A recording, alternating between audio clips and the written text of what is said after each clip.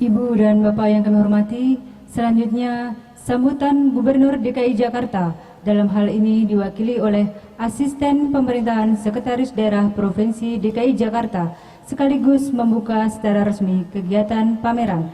Kepada yang terhormat Ibu Silviana Murni, kami persilahkan.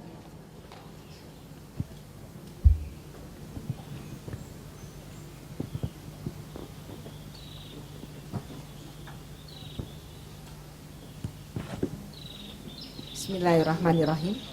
Assalamualaikum warahmatullahi wabarakatuh.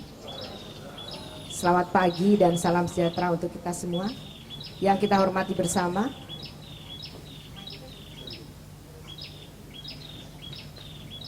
Yang kita hormati bersama Ibu SS, karena terkenalnya dengan Ibu SS katanya, Ibu Sri Sularsi. Beliau adalah Kepala Perpustakaan Nasional yang kita sama-sama banggakan, beserta seluruh jajarannya, para deputi, kemudian Pak Sektamanya, juga seluruh staf dan panitia, khususnya Ibu Deputi yang luar biasa telah menyelenggarakan kegiatan yang bagus ini.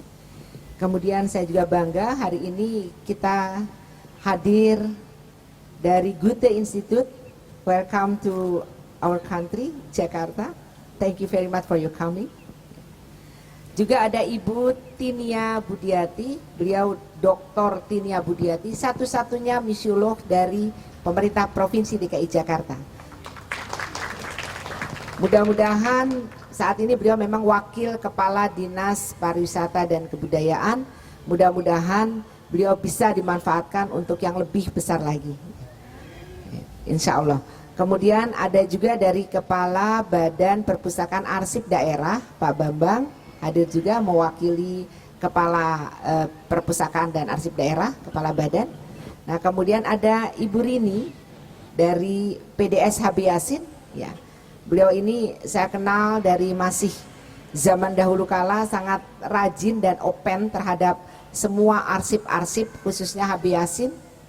Bahkan saya mendapat informasi yang luar biasa, nanti saya sampaikan. Juga kepada para hadirin, mohon maaf kalau saya tidak bisa sebutkan satu persatu. Terima kasih untuk kehadirannya dan tentu saja perhatiannya terhadap naskah-naskah yang luar biasa ini. Izinkanlah di awal sambutan ini saya menyampaikan salam hormat dan mohon maaf lahir batin di bulan Ramadan ini, khususnya dari Bapak Gubernur DKI Jakarta, Bapak Insinyur Joko Widodo. Beliau sangat peduli sekali dengan kebudayaan, khususnya yang menyangkut kebudayaan, apalagi ini menyangkut tentang ibu kota Jakarta, khususnya naskah-naskah sejarahnya. Dan mohon maaf karena beliau tidak bisa hadir, jadi mewajibkan saya yang tidak boleh diwakilkan kembali. Walaupun saya juga ada rapat, jadi saya sudah dipesan tidak boleh diwakilkan kembali. Alhamdulillah saya harus datang kemari. Walaupun banyak betul Bu, makin Ramadan makin banyak kegiatannya, karena memang Bapak Gubernur maupun Bapak Wakil Gubernur ini sangat inovatif dengan berbagai terobosan-terobosan, sehingga kami sangat menikmati betul pekerjaan kami yang tidak mengenal waktu untuk bisa melayani masyarakat dengan baik. Ada beberapa pesan yang ingin saya sampaikan melalui catatan-catatan dari beliau. Yang pertama tentu saja beliau sangat bangga karena Perpustakaan Nasional menyelenggarakan pameran naskah pecenongan koleksi Perpustakaan Nasional Sastra Betawi akhir abad 19 yang insya Allah akan dilaksanakan mulai tanggal 11 sampai dengan 20 Juli di Geraha Cipta 3 Taman Ismail Marzuki. Mudah-mudahan di kesempatan yang baik beliau akan nyelonong datang ke sini. Biasanya beliau kalau tahu, apalagi kita infokan bahwa ada suatu kegiatan yang sangat menarik, beliau tanpa protokoler seperti biasanya, beliau mampir belusuan ke sana kemari, tidak tertutup kemungkinan beliau juga akan hadir di sini, insya Allah. Kita ketahui bersama Jakarta adalah kota seribu wajah dengan latar belakang multikultur, penyumbang sastra dan budayanya sungguh beraneka ragam. Tadi saya baru dapat masukan bahwa di perpustakaan arsip daerah pemerintah Provinsi DKI Jakarta ini sangat lengkap tentang kebetawian, baik sejarahnya, naskah-naskahnya, itu juga ada di dalam satu tempat di ruang perpustakaan arsip daerah DKI yang disimpannya di dalam rumah Betawi. Di sana ada satu tempat namanya Rumah Betawi yang arsitekturnya dan segala macamnya bernuansa Betawi, itu disimpan dengan baik. Begitu Pak Bambang ya? Ya. Tidak lupa juga Ibu Rini tadi membisikkan dengan saya bahwa di perpustakaan HB Yasin pun ternyata juga lengkap sekali arsip-arsip tentang kebetawian. Nah, mudah-mudahan kalau kita lihat di sini ada Goethe Institute, we can join with our program for the next programs. Hope so, yes. Insya Allah nanti barangkali dengan Ibu Sri, kemudian dengan BPAD dan HB Yasin, kemudian nanti mungkin koordinasinya melalui Badan Perpustakaan, ke Dinas Kebudayaan dan Pariwisata, nanti bisa berkolaborasi. Saya sungguh sangat menyesalkan andai saja ini betul-betul dilaksanakan pas hari ulang tahun Kota Jakarta. Saya kebetulan sebagai ketua panitianya, Bu. Ya. Memang rangkaian ini saya memang minta betul, karena itu saya expose melalui berbagai media kalau ada yang ingin join, bergabung. Ya, mudah-mudahan kalau Pak Sektama bilang tahun depan, insya Allah kita akan coba laksanakan yang lebih baik lagi. Tapi jangan khawatir, ini masih ada bau-bau hari ulang tahun Kota Jakarta. Masih ada bau-baunya. Saya pun juga, Pak Wakil Gubernur kami juga memerintahkan saya dilanjutkan saja ketua panitianya kaitannya dengan Gebiar Ramadan, Pak. Jadi sudah nggak usah ditunjuk panitia, terusin aja Bu Silvi jadi ketua panitia lanjutan. Saya sampai bilang, Pak, sebentar lagi ada hari proklamasi, lanjutin aja Bapak ya. Setelah itu ada hari malam tahun baru, lanjut aja ya Pak. Tapi begitulah, karena inovasi yang luar biasa. Memang kita mempunyai Gebiar Ramadan yang juga luar biasa dari Pak Wagub yang memang non muslim, tapi beliau menyelenggarakan dan peduli sekali ingin menjadikan, dan ini sangat disetujui oleh Pak Gubernur, dan Pak Gubernur memang bercita-cita ingin menjadikan dengan visi Jakarta barunya, ingin menjadikan bahwa kantor-kantor di balai kota, di para SKPD ini betul-betul termasuk kantor wali kota, kantor kecamatan, kantor kelurahan, itu menjadi rumah rakyat, di mana dalam Gebiar Ramadan tahun ini itu bisa dipergunakan oleh masyarakat untuk berbagai kegiatan yang religius, termasuk diminta untuk menyiapkan takjil gratis. Takjil artinya berbuka puasa, sekedar menyiapkan aqua, kolak maupun korma, itu kan tidak memberatkan. Jadi gunakanlah kantor-kantor yang ada di pemerintah Provinsi DKI Jakarta. Alhamdulillah sudah mulai bergerak semua, dan kalau nanti Bapak dan Ibu iseng-iseng jalan kehausan pas buka puasa di satu kelurahan, silahkan mampir ke kelurahan. Di sana ada air putih, ada kurma, insya Allah ada kolak. Mudah-mudahan. Nah, itu memang program-program yang selalu kita buat inovasi. Kemudian kalau Pak Gubernurnya keliling dari masjid ke masjid, dari musola ke musola maupun dari kampung ke kampung, maka Pak Wakil Gubernur tidak ke masjid, tapi beliau dari kantor ke kantor. Nah, ini jadi punya kegiatan yang sama-sama bisa memantau dalam kaitannya Gebiar Ramadan. Kembali saya ingin menyampaikan bahwa dari hampir seluruh suku-suku yang ada di pelosok Nusantara, dari pendatang mancanegara, India, Cina, Arab, Jepang, Filipina, Afrika, hingga bangsa-bangsa Eropa yang ada di Jakarta, kalau kita lihat memang implikasinya nampak sangat kuat pada mozaik Jakarta, agama yang dipeluk, kemudian seni budaya dan seni sastra, baik lisan dan tulisan yang dikembangkan, gedung-gedung yang menjadi citra fisiknya, hingga ke sistem relasinya dan perwujudannya dalam suku Betawi. Satu hal yang sangat luar biasa dari Pak Jokowi, di samping banyak hal-hal luar biasa lainnya, beliau ini punya komitmen ketika baru saja menjadi gubernur kurang lebih sekitar 2 mingguan. Beliau itu langsung ke perkampungan Situ Babakan, perkampungan budaya Betawi Situ Babakan. Dan di sana beliau memberikan komitmen yang luar biasa. Ada 5 komitmen yang disampaikan oleh beliau secara lisan dan dengan cepat sekali. Yang pertama adalah beliau ingin setiap hari di antara hari-hari kerja kita menggunakan pakaian asli atau pakaian adat Betawi, seperti yang sekarang digunakan oleh para panitia, Ibu. Ini luar biasa. Kita beri aplaus dulu untuk panitia dari Perpustakaan Nasional yang sudah menggunakan kerancang Betawi dengan ujung tombaknya, kain ujung tombak. Kemudian yang laki-lakinya memakai sadaria kemudian memakai selempang kain, ini hal yang luar biasa. Artinya gaung penggunaan busana Betawi ini sudah sampai keluar Pemprov DKI. Nah, ini punya multiplier efek yang luar biasa, yaitu para pengrajin itu sekarang rajin betul membuat kerancang-kerancang yang luar biasa. Kemudian juga menghidupkan perekonomian. Di samping kalau setiap Jumat Bapak dan Ibu mampir ke balai kota, kantor wali kota, kecamatan, kelurahan, itu seperti kondangan. Jadi semuanya memakai baju kerancang Betawi dan baju sadaria. Ini hal yang luar biasa menurut saya, dan betul-betul sebuah pelestarian yang bagus sekali. Selamat datang Kepala Badan Perpustakaan dan Arsip Daerah. Ya, silakan kalau boleh ada di tengah-tengah sini Pak, karena beliau ini juga ikut bertanggung jawab ini.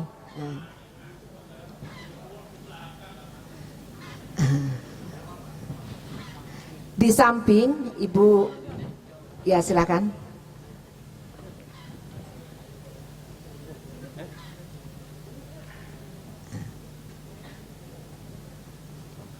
Ya, terima kasih kehadirannya. Jadi Ibu Sulasri dan para hadirin, di samping tadi menggunakan pakaian Betawi, beliau juga ini ada kaitannya dengan Perpustakaan Nasional, bahwa beliau menghendaki sekali bahwa seluruh gedung-gedung pemerintah yang diharapkan nanti swasta, khususnya gedung-gedung pemerintah Provinsi DKI Jakarta, hendaknya berarsitektur Betawi. Jadi saya sangat mengharapkan, bahkan saya lagi berpikir Pak Gubernur ini bersurat kepada Ibu Kepala Perpustakaan Nasional yang informasinya akan membangun gedung sampai 20 lantai. Kalau perlu nanti Pak Gubernur, kita doakan mudah-mudahan tahun ini sudah kelar ya Bu ya. Tahun ini baru mulai ya. Mudah-mudahan, saya bilang Kak Bu, kalau soal perizinannya belum selesai, saya siap membantu. Nanti saya berharap saya akan bersurat atau Ibu bersurat, kalau misalnya ada kekurangan, saya akan balas surat dari Pak Gubernur nanti atau Pak Wakil Gubernur yang isinya mohon supaya bernuansa arsitektural Betawi. Jadi satu-satunya barangkali yang baru mulai kemudian sudah menangkap bahwa memang kita harus sangat mengapresiasi local wisdom. Ini kearifan lokal yang harus kita angkat. Nah, karena itu saya sekali lagi berterima kasih. Yang ketiga, selain beliau tadi budaya dengan busananya, kemudian dengan arsitekturnya, beliau juga sangat concern dengan perkampungan budaya Betawi yang di situ Babakan. Beliau bahkan sudah berkomitmen dalam 2 tahun harus dialokasikan oleh APBD DKI Jakarta agar cepat selesai sesuai dengan master plan-nya. Ini hal yang luar biasa karena bertahun-tahun diberikannya hanya sedikit-sedikit saja. Kemudian yang keempat, beliau juga ingin membangun sebuah masjid raya yang lahannya sudah disiapkan di Jalan Daan Mogot di Jakarta Barat, Jalan Daan Mogot Raya. Itu masjid berarsitektur Betawi yang di kiri kanannya nanti bisa ada sarana dan prasarana yang bagus. Tapi kalau orang datang ke sana seperti sebuah perkampungan dengan masjid yang berarsitektur Betawi. Saat ini sedang digarap.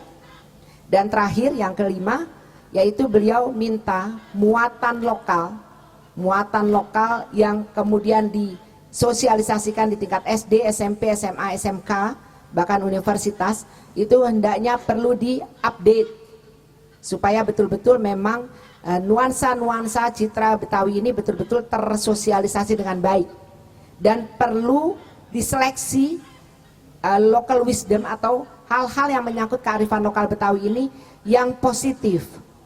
Karena di sana ada hal-hal, ini saya punya sahabat, ini ada Pak Yahya Andi Saputra, silakan berdiri.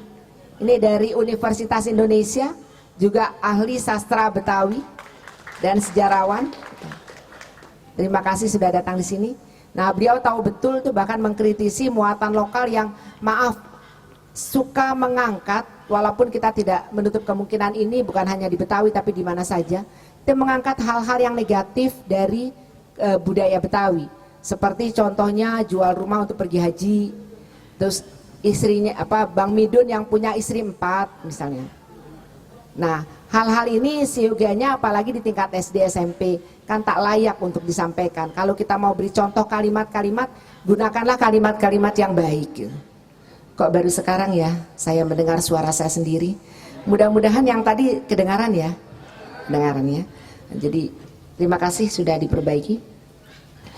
Kemudian kalau kita lihat lagi, ini bicara karya sastra Betawi, tentu kita semua teringat kepada tokoh masyarakat Betawi. Kalau ada catatan kecil yang saya sampaikan di sini mungkin masih banyak lagi. Sastrawan Betawi akhir abad ke-19, tolong dikoreksi Pak Yahya, Muhammad Bakir. Beliau menulis naskah karya sastra yang tersimpan di Leningrad, Rusia dan Leiden, Belanda. Keep very good in Leningrad and Leiden. The transcript of Betawi. Bayangkan ini, kalau kita nggak menyimpannya dengan baik, alangkah kelihatan bahwa kita tak menghargai sejarah dan sastra Betawi. Ini sebuah teguran yang menurut saya harus segera diantisipasi, apalagi kalau kepala Badan Perpustakaan Arsip dan Daerahnya asli orang Betawi. Nah, jadi betul-betul harus makin peduli dan makin memperbanyak koleksi-koleksi Betawi, sastra dan naskah Betawi maksudnya. Sastrawan lain atau budayawan Betawi yang juga lahir pada 2 Juli 1942 di Gang Arab nomor 20 Sawah Besar. Siapa yang tahu dia? Beliau seorang sastrawan dan budayawan Betawi yang lahirnya Pak Andi, Pak Yahya, lahirnya 2 Juli 42 di Gang Arab nomor 20 Sawah Besar. Siapa dia? Ya, Bang Ridwan Saidi mau tidak mau juga harus kita akui beliau sangat concern sekali dengan naskah dan sastra Betawi. Jadi Pak Ridwan Saidi kritikus tajam ya, tapi kita melihat dari sisi positifnya bahwa dia sangat peduli juga dengan sastrawan dan budaya Betawi. Termasuk ada sastrawan muda JJ Rizal, betul ya? Datang nggak hari ini? Nggak datang ya? JJ Rizal sebenarnya patut diundang. Beliau juga seorang muda yang luar biasa, sangat peduli. Oh diundang tapi ya mungkin lagi sibuk di TV One kali ya, karena biasanya beliau suka diundang ke sana kemari, apalagi dalam kaitannya Hari Ulang Tahun Kota Jakarta. Bapak Ibu, dalam bukunya berjudul Sejarah Jakarta dan Peradaban Melayu Betawi, Bang Ridwan Saidi menulis bagaimana sastra Betawi tumbuh antara lain cerita fragmen Sahibul Hikayat Jait dan lagu-lagu Melayu Betawi zaman dahulu karangan Abdul Khalik seperti Halimun Malam, Harum Baunya Bunga Tanjung, Burung Nuri dan Cinta Hampa yang terkenal hingga ke Malaysia. Mudah-mudahan nanti bisa ini lagu-lagunya, bisa ya Bu? Burung Nuri bisa gitu ya? Ya mudah-mudahan. Ternyata nanti kita diiringi oleh lagu-lagu Betawi. Kemudian naskah cerita berupa cerita dan hikayat sebagai karya sastra Betawi memang harus terus diperkenalkan, termasuk sastra Islam Betawi seperti hikayat Syekh Muhammad Saman, hikayat Abdul Qadir Jailani dan lain sebagainya. Warisan budaya masyarakat Betawi yang sangat berharga berupa naskah-naskah sastra karya sebuah komunitas di Pecenongan pada akhir abad 19 memang sangat penting sekali untuk diketahui oleh masyarakat luas. Saya sampai berpikir kenapa ya melakukannya satu tidak di Jalan Pecenongan, diketawain sama panitia, masa di jalanan Bu. Mohon maaf, ketika saya menjadi wali kota Jakarta Pusat, saya memang mengangkat area Pecenongan karena dia memang memiliki sejarah yang unik. Saya bikin itu ada semacam pasar malam di Pecenongan.